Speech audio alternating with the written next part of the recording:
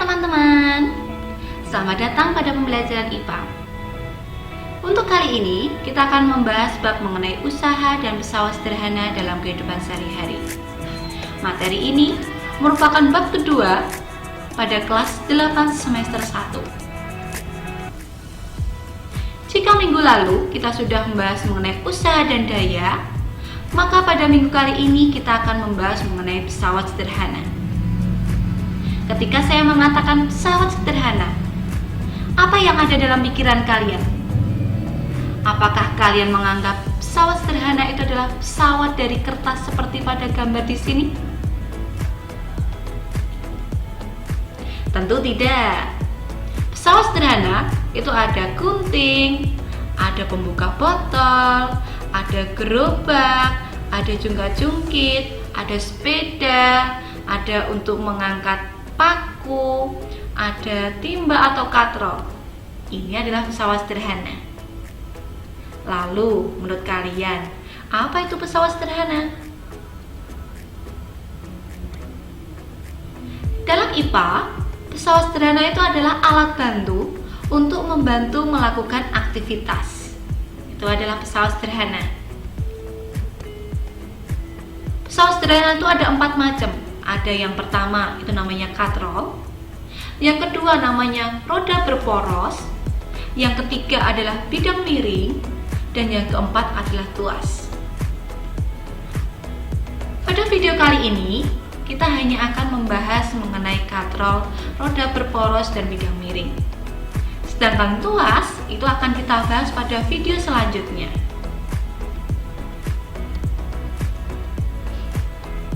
Dalam pesawat sederhana, persamaan yang akan kita gunakan adalah ini. Mau kita membahas katrol, mau kita membahas roda berporos, mau bidang miring ataupun tuas, rumusnya sama. Secara umum, FK di sini adalah gaya kuasa, dikalikan LK adalah lengan kuasa, sama dengan FB, yaitu gaya beban, atau ada yang menuliskan W, dikalikan LP atau lengan beban.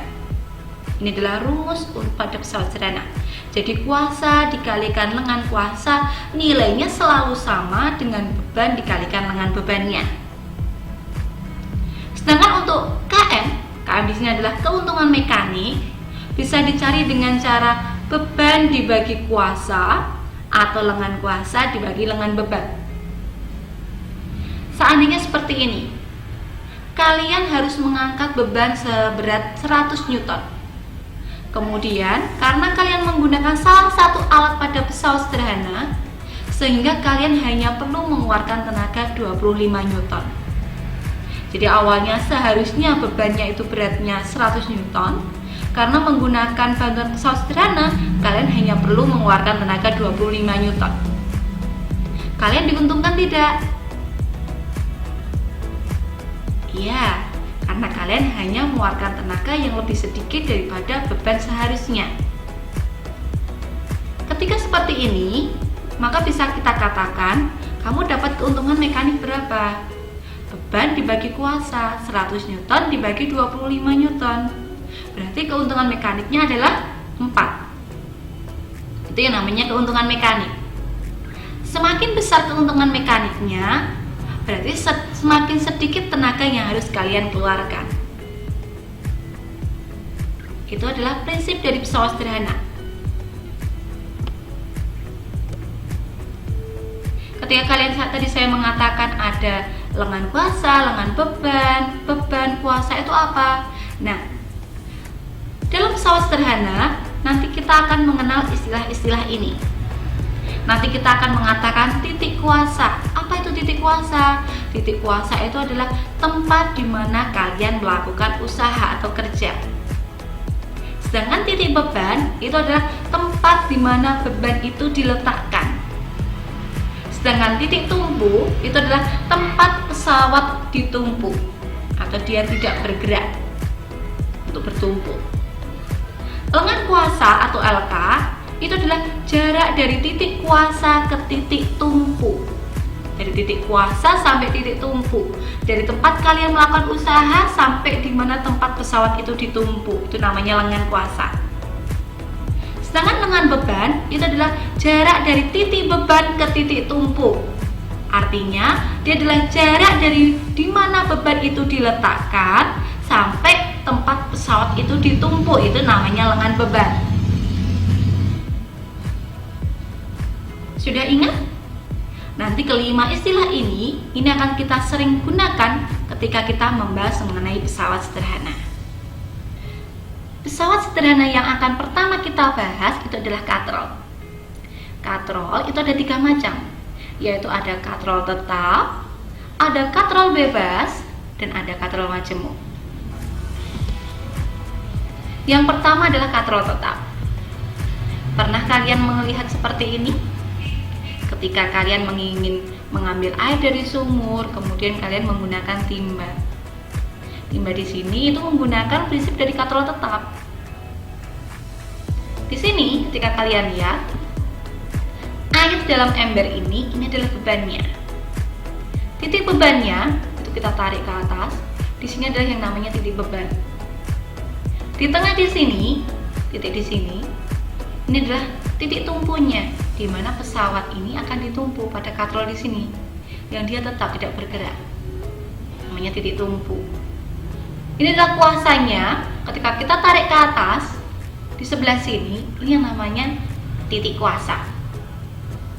Pada katrol tetap, nilai FK itu sama dengan FP. Jadi ketika air dalam ember itu seandainya 20 Newton, ketika kita angkat, ternyata gaya kuasa yang harus kita keluarkan adalah tetap 20 Newton. Sama seperti tadi, ini bebannya. Ketika saya tarik ke atas, titik C adalah titik bebannya. B, ini titik tumpunya.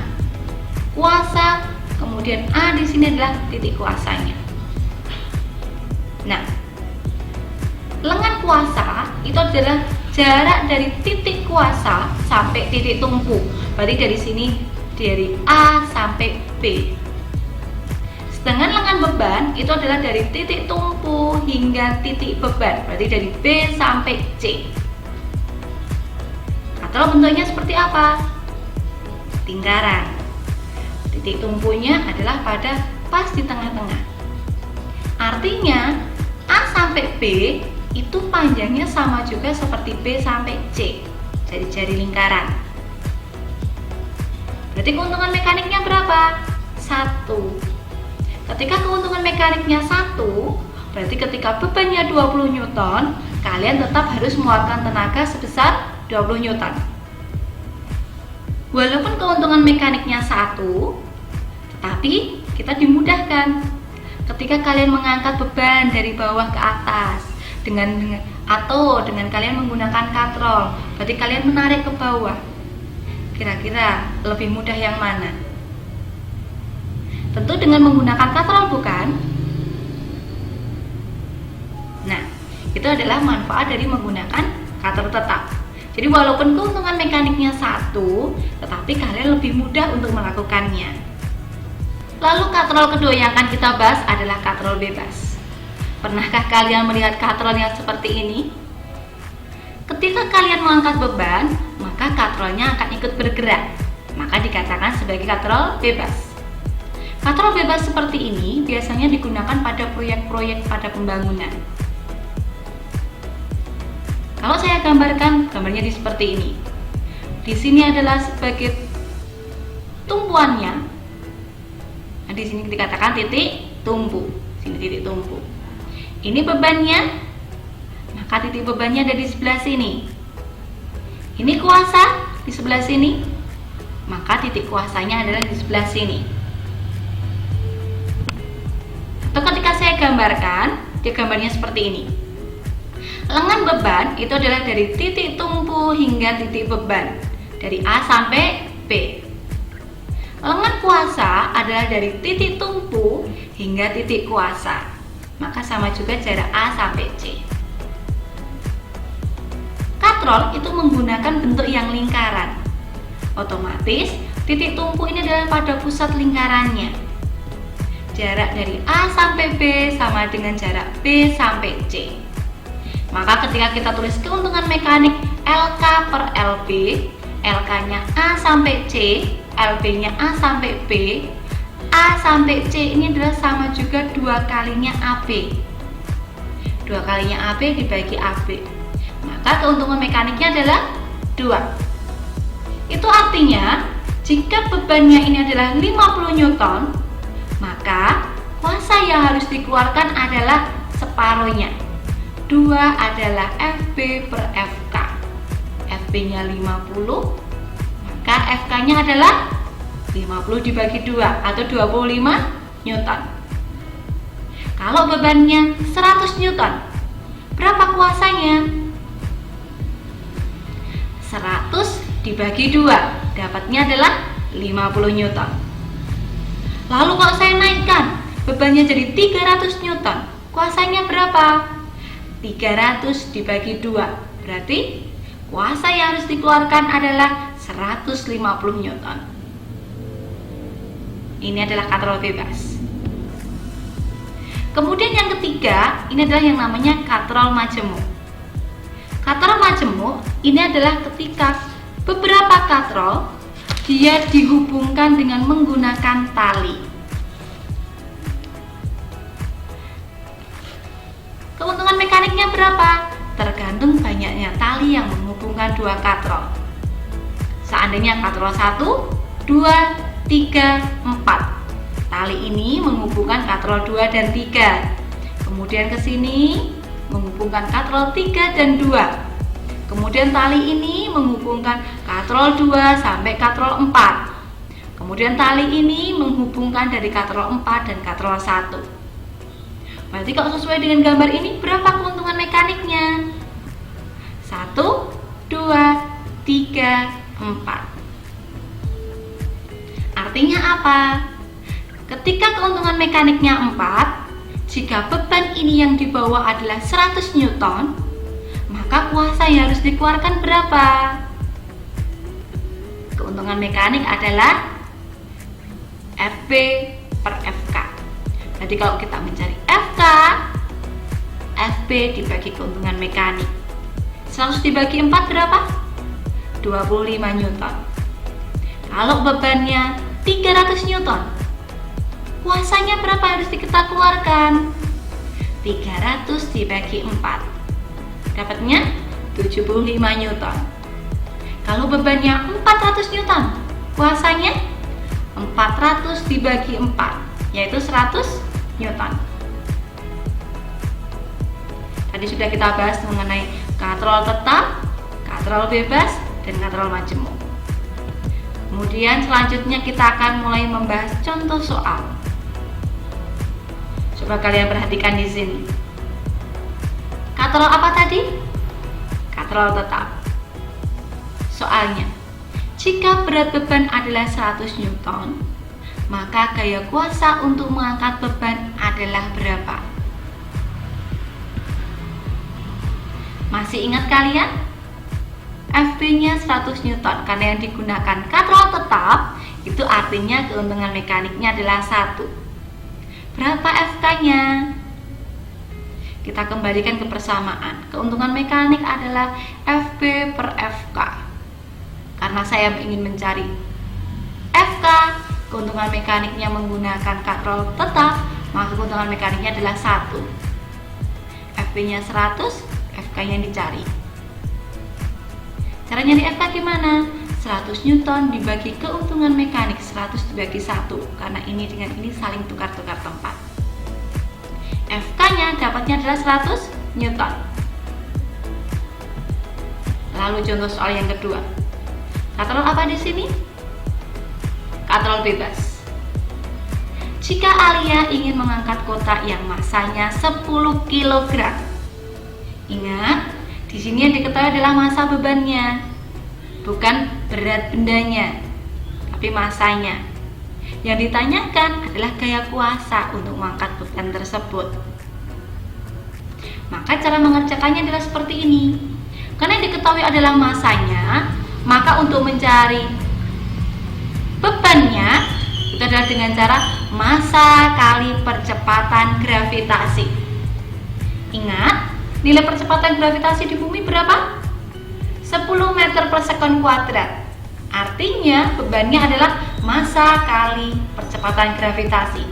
Massanya 10 kg, percepatan gravitasi 10 meter per sekon kuadrat.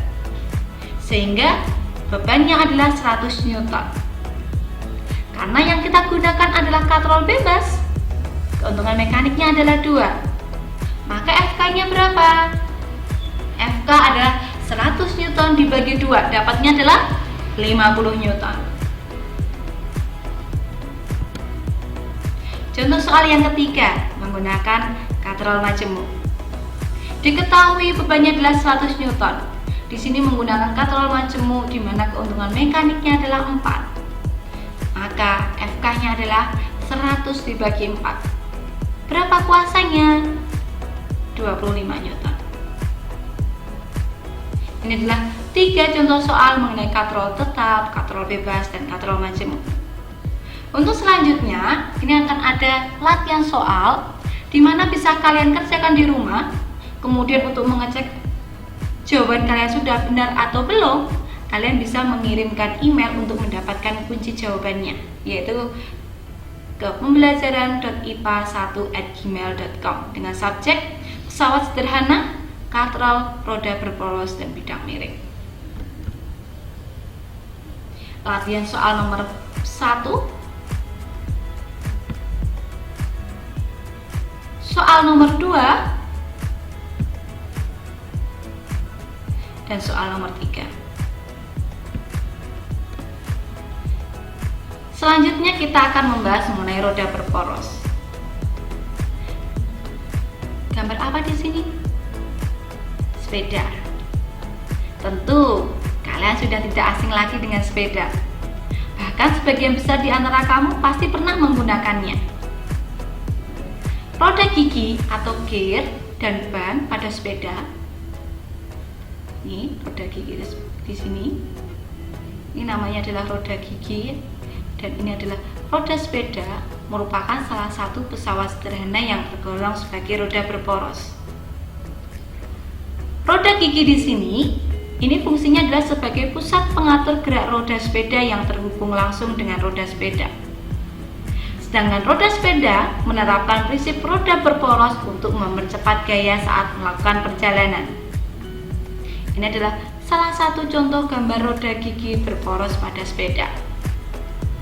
Selain pada sepeda, contoh penerapan pesawat sederhana jenis roda berporos itu bisa juga kamu temukan pada kursi roda, pada mobil, dan sepeda roda, sepatu roda.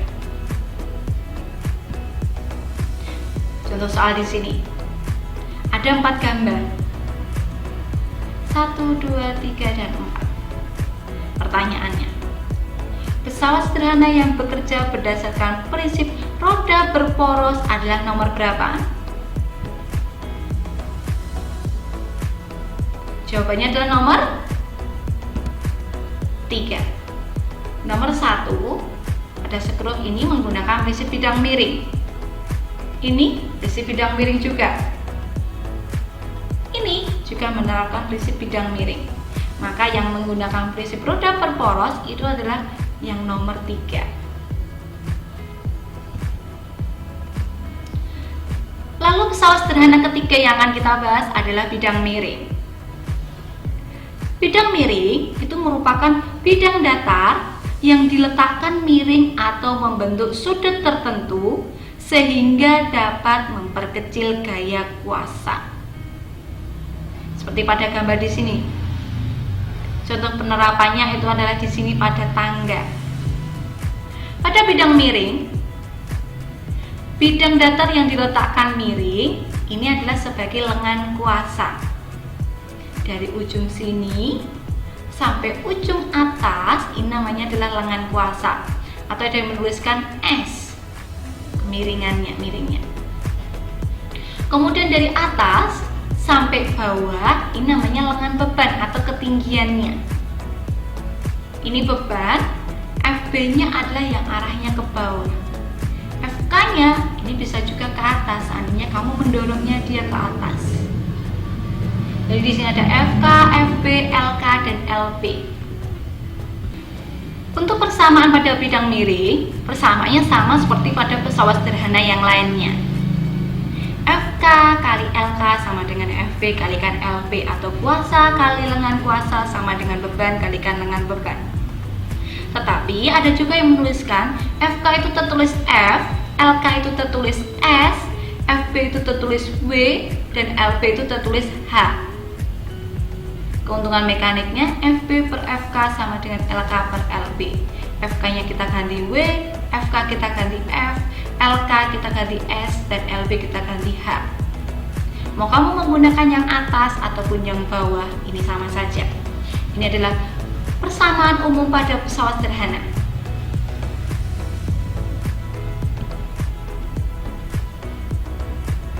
Contoh penerapan bidang miring dalam kehidupan sehari-hari.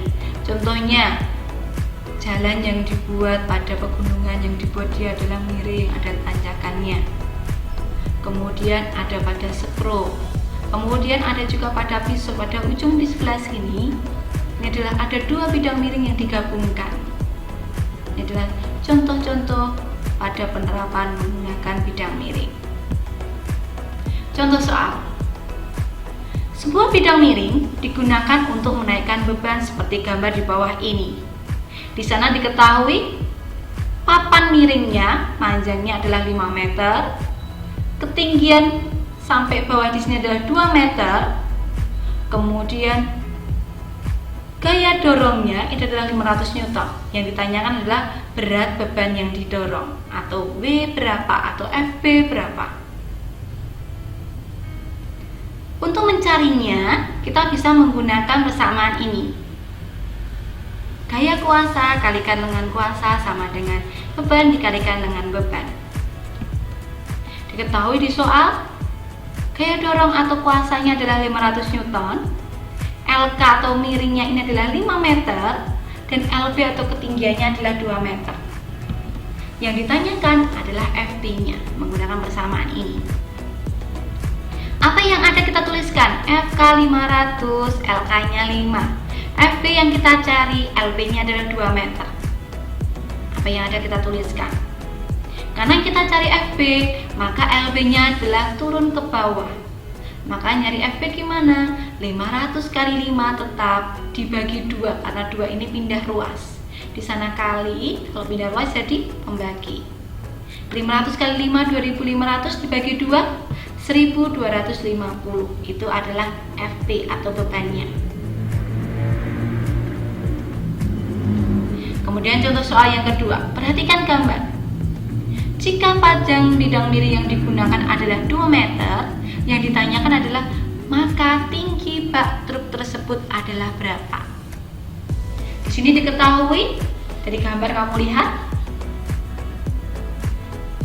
kuasanya itu adalah 2500 Newton, bebannya 5000 Newton, LK atau kemiringannya adalah 2 meter. Ingat persamaannya, kuasa kalikan lengan kuasa sama dengan beban kalikan lengan beban. Apa yang diketahui tadi kita tuliskan. Yang dicari adalah LB-nya. Maka untuk mencari apa yang ada kita masukkan. FK-nya 2500, LK-nya 2, sama dengan FB-nya ada 5000 Newton. LB-nya yang belum ada, maka yang LB tetap kita tuliskan LB. Untuk mencari LB, artinya 5000-nya turun ke bawah. Maka dapat berapa? 2500 dikalikan 2 dibagi 5000, dapatnya 1. Satuannya mengikuti satuan yang LK. Maka lengan bebannya atau ketinggian truknya itu adalah 1 meter. Untuk latihan soal, bisa kalian coba, kemudian untuk mendapatkan jawabannya atau kunci jawabannya, untuk mengecek apakah kalian sudah mengerjakannya betul atau belum, bisa mengirimkan email ke pembelajaran.ipa1@gmail.com dengan subjek pesawat sederhana dalam kurung katrol roda berporos bidang miring. Soal nomor 5, soal nomor 6.